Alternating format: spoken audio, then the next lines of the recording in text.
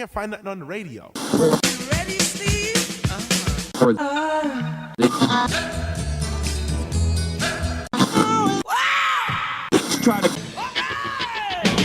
Welcome to Songology. He's Bruce, He's Richard. and this is another episode from our Song of the Day archives. Enjoy. Welcome back, Bruce. It's been phones all this week. How are we going to hang up on them? Oh, very clever. I like that. You must be like a professional radio guy or something. Well, something like that. Well, The rumor we're gonna has it, anyway.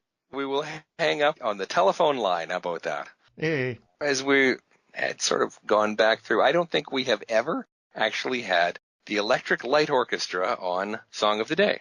a favorite group of mine, and as Oh, far and as mine. I'm fairly certain we haven't had them on Song of the Day. Yeah, before I get into sort of a little bit of band history, I should correct something that I had wrong, and maybe other people had wrong too. I always thought the emphasis on the wrong syllable, I guess, in some ways, because I always thought that it was simply Electric Light Orchestra, that is, an orchestra of electric lights, right? Right. Wrong. Okay. Actually, the name comes from the fact that in Britain, in the late 40s and all through the 50s, there were all sorts of small, local, or often community orchestras that functioned as dance bands, and they would tour around. Yeah. And they were always referred to as a light orchestra. Ah. Okay. And so you would have Yeah. like the Creston Light Orchestra and the Windell Light Orchestra and so forth. Yep. And they would roar around the valley and play different dances and stuff. And so inspired by all of those light orchestras, when these guys formed the band, they decided to call it the Electric Light Orchestra. Uh-huh. So Okay. it comes out of a band that was called The Move.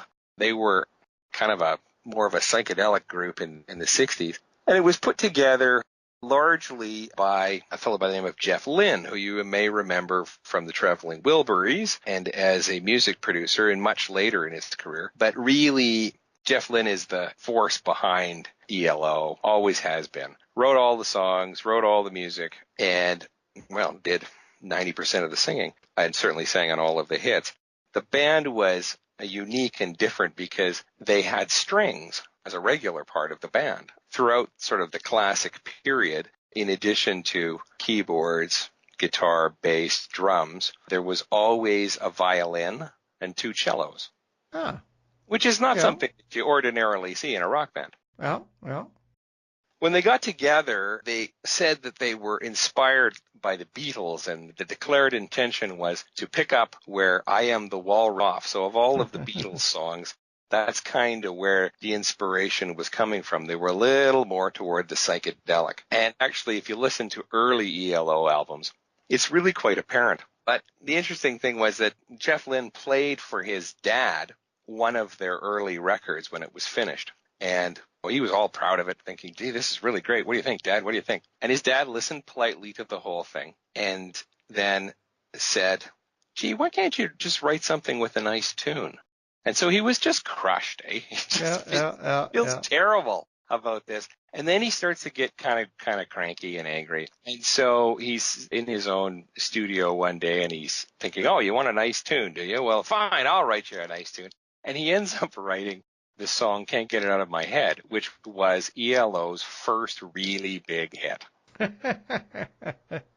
So Thank you, Dad. yeah, exactly. They put it on the record and built the record around it, and it was a really, really neat little tune and ensured that they would have success. Do we The know song- if his dad liked it? Oh, yeah, his dad loved it. Ah, good. Dad was quite happy. Well, and actually, it's also interesting because if you listen to early ELO stuff, it's almost like it takes 3 or 4 albums before Jeff Lynne really learns to sing. Right. Because he does sing well, but for the first part of it, he spends more time sort of shouting into the microphone than he does Yeah. actually singing. Yeah. And when he's sort of just dial it back a notch there, Jeff, and just sing, it's really quite pleasant. Yeah. That's fairly common. A lot of young bands, the lead singer and that is just screaming until they get to the point where they realize, I can't keep doing this, and then they start actually singing and they start sounding good. Yeah, or they don't, and they blow their voices. Yes. Yeah. Someday we'll feature singers who wreck their voices. I'm looking at you, Stevie Nicks. But enough about Stevie. Interesting side note about ELO. ELO's first manager was a guy by the name of Don Arden, and he was with them through their first few albums, but he kind of lost interest in the group. And so he turned them over to his daughter, who wanted to get into the music business. She really, really wanted to manage a band, and so she was given ELO. Now, his daughter's name was Sharon. And Sharon Arden, you probably haven't heard of, but she changed her name when she married Ozzy Osbourne a few years later, and so is now known as Sharon Osbourne. Aha. Star of reality TV and British pop idol shows and various other things. Sharon found ELO very boring. In fact, VH1, the American music video channel, wanted to do a behind the music special on ELO. Yeah. As they have done with all sorts of classic rock bands. But they never really got past the research stage, and the stated reason was that it was because the band didn't have any scandals.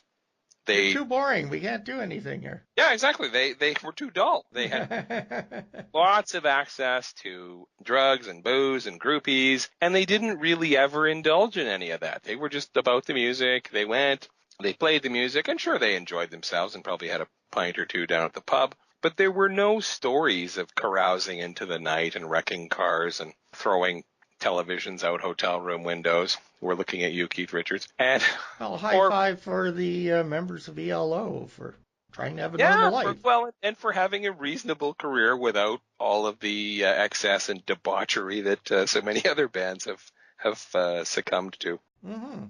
So the song, never mind about the band, let's talk about the song. Yes. The song is Telephone Line. Okay. And it comes from the album A New World Record, which is from the latter part of the 70s, if memory serves correctly. It's about 75, 76, somewhere in there. Yeah. It's still in the early days of synthesizers, and so they were playing with a synthesizer on this particular track. And it was at the time when Jeff Lynne was having some personal problems. His marriage was breaking up, so he was feeling the emotional effects of that. He had a girlfriend who was in the States, and so he was flying back and forth, doing things with the band, trying to deal with his estranged and soon-to-be ex-wife. Yeah. And phoning his girlfriend long distance from wherever he was to talk to her. And he was feeling lonely and feeling sorry for himself around that time. And it was sort of the inspiration for the song. And in particular, really the lonely sound of a telephone ringing at the other end that isn't answered. Because, of course, that was in the days. There wasn't voicemail. There wasn't even answering machines. If somebody wasn't there, the phone just rang and rang and rang and rang. And you could let it ring for hours if you wanted to. Uh-huh. So they wanted to sort of capture this sort of feeling as he'd written the song. And so they phoned from Britain and listened to and recorded the sound of a phone ringing in the States. Okay. Which is why they caught a little bit of flack for this when the song was first released, because being a British band, well, why didn't you use a British telephone? Because British phones have that distinctive double beep as opposed to the long ring that we were familiar with, right? Yes. But they said, well, no, they were talking about transatlantic calling, and this is what they'd done. So the keyboardist, Richard Tandy, was able to program his synthesizer and reproduce the sound of the telephone ringing. Yeah. And so they used that in the recording. And then we got all the tapes done, got the master tapes down and everything. Then Jeff Lynne had to fly to L.A., where they were going to be mastering the record. And it was only at that stage when the inspiration struck him that the first part of the song should sound like you were on a telephone. Uh-huh. And so they changed the song, the vocals for the song right there using some filters, which really freaked out the engineer who was mastering it. Because he couldn't believe you. You want me to change this now? Now?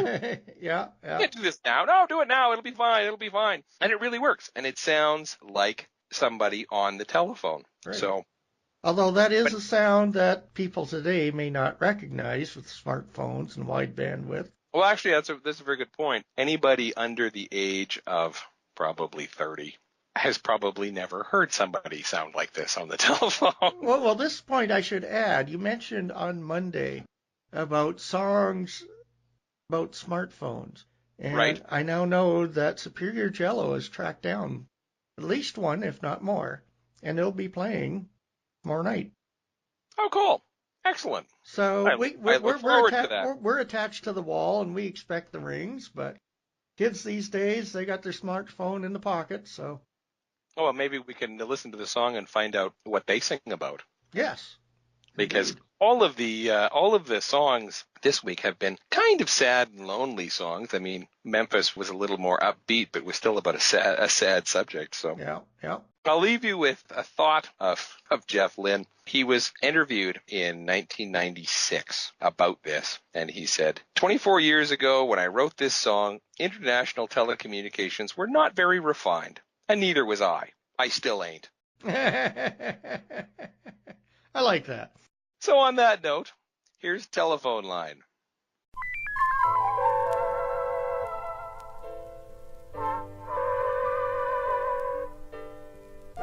And as usual, I have to stop it right there due to the wonderful world of fair use rules. If you haven't already done so, please subscribe. You can visit us on Facebook or head over to our website, songology.ca. Now, here's your chance to listen to the music or go on to the next episode.